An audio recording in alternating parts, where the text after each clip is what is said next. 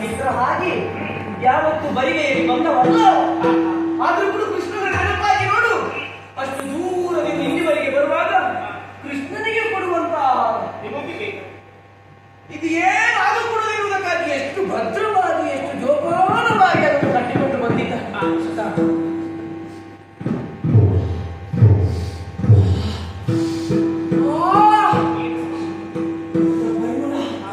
ಎಂತಹ ಪರಿಮಳ!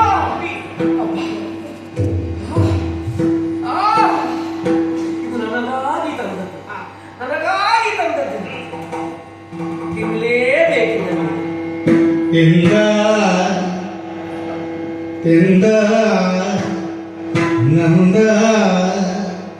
ಕಂದ ಮುಕುಂದ ತಿಂದ ಕಂದ ತಿಂದ ಕಂದ ಮುಕುಂದ ಗೋವಿಂದ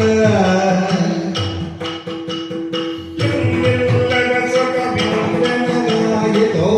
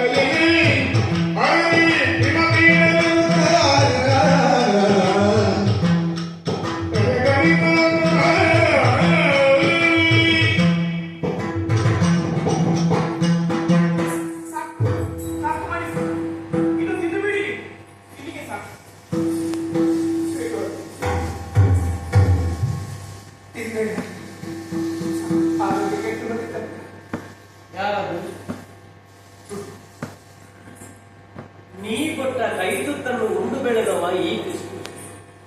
ಗುರುಕುಲದಲ್ಲಿ ನನಗೆ ಯಾವ ಸಮಸ್ಯೆ ಆಗುತ್ತಿಲ್ಲ. ನೀನು ಕೊಟ್ಟದನ್ನು ನಾನು ತಿನ್ನು. ನಮಗೆ ಬೇರೆ ಬೇರೆ ಅಂತ ಪ್ರತ್ಯೇಕ ವ್ಯವಸ್ಥೆ ಇತ್ತ ಗುರುಕುಲದಲ್ಲಿ. ಒಂದೇ ಬಟ್ಟಲಲ್ಲಿ ಹಾಕಿ ನಾವಿರುವರು ಕೈ ಹಾಕಿ ತಿನ್ನುತ್ತಾ ಇದ್ದವು. ಆ ಕಾಲ ಬೇರೆ, ಈ ಕಾಲ ಬೇರೆ ಕೃಷ್ಣ.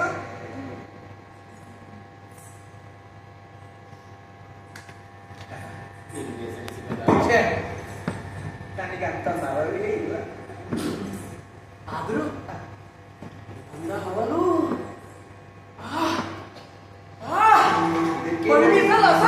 ಇದಕ್ಕೆ ಹೇಳುದು ಲೋಕೋ ಭಿನ್ನ ರುಚಿ ಅಂತ. ನಿನಗೆ ಯಾವತ್ತೋ ಮೃಷ್ಟಾನ್ನ ಭೋಜನ ಉಣ್ಣುವಂತ ನಿನಗೆ ಈ ಹುಡ್ಡಿ ಅವಲಕ್ಕಿಯೂ ರುಚಿ ಆಯ್ತಲ್ವ ಕೃಷ್ಣ. ತಿನ್ನದ್ದು ಏನು ಅಂತ ಮುಖ್ಯ ಅಲ್ಲ, ಸಿಕ್ಕಿದ್ದು ಎಲ್ಲಿ ಅಂತ ಮುಖ್ಯ ಅಲ್ಲ, ಕೊಟ್ಟವರು ಹೇಗೆ ಕೊಟ್ಟಿದ್ದಾರೆ ಎನ್ನುವುದೇ ಮುಖ್ಯ ಅಲ್ವ ಸುಧಾಮ. ತಂದೆ ಇದನ್ನು ತುಂಬಾ ಕಂಡು ಸಂತೋಷ ಪಡಿದೆ. ಆದ್ರೆ ನಿಮಗೆ ಅವಕಾಶ ಅಂದ್ರೆ ನನ್ನ ಸಂಸಾರದಲ್ಲಿ ಹೌದು, ನನ್ನ ದಾರಿ ನಿರೀಕ್ಷೆಯಲ್ಲಿ ನನ್ನ ಹೆಂಡತಿ ಮತ್ತು ಇವತ್ತು ಹೋಗ್ಲಿಕ್ಕಿಲ್ಲ. ಮತ್ತೆ ನೀನು 10 ದಿವಸ ಹೋಗ್ಬೇಕಿಲ್ಲ. ಖಂಡಿತವಾಗಿ 10 ದಿನ ಅಲ್ಲ, 10 ಗಳಿಗೆ ನಿಲ್ಲುವರು. ಬೇಡ, 1 ದಿವಸ ಕಡಿಮೆ ಬೇಡ, 9 ದಿವಸ, 4 ದಿವಸ, 2 ದಿವಸ ಇಲ್ಲ, ಒತ್ತಾಯ ಮಾಡಬೇಡ. ನನ್ನ ದಾರಿ ಆಯಿತು, ನಿನ್ನನ್ನು ಕಂಡೆ, ನಿನ್ನ ಆಶೀರ್ವಾದ ಮಾಡಿದೆ, ನಿನ್ನಲ್ಲಿ ಮಾತಾಡಿದೆ. ಇದಕ್ಕಿಂತ ದೊಡ್ಡ ಭಾಗ್ಯ ನನಗೆ ಮತ್ತೆ ಏನುಂಟು ಹೇಳು. ಕಾಣಬೇಕು ತಾನೆ, ಇನ್ನೊಮ್ಮೆ ಬರ್ತೇನೆ, ಇನ್ನೊಮ್ಮೆ ಮಾತಾಡ್ತೇನೆ. ಯಾವ ಉದ್ದೇಶ ಇಟ್ಟು ನಾನು ಬಂದದಲ್ಲೂ ಅಲ್ಪ ಕಾಣೋದಕ್ಕೆ ಬೇಕಾಗಿ ಬಂದೆ. ದರ್ಶನವಾಯಿತು. ಹೇಗೆ ಹೋಗಿದ್ರು, ಹೇಗೆ ಬರಬೇಕು, ನಿನ್ನ ಅನುಗ್ರಹ. ಅದು ನಡೆದುಕೊಂಡೆ ಬಂದದ್ದು, ನನ್ನದು ಪಾದಯಾತ್ರೆ. ಹಾಗಾದ್ರೆ ಬಂದ ಆಯ್ತಲ್ಲ, ಇನ್ನು ಹೋಗುವಾಗ ಪಾದಯಾತ್ರೆ ಬೇಕು. ಮತ್ತೆ ವ್ಯವಸ್ಥೆ ಮಾಡುವ ಯಾವುದು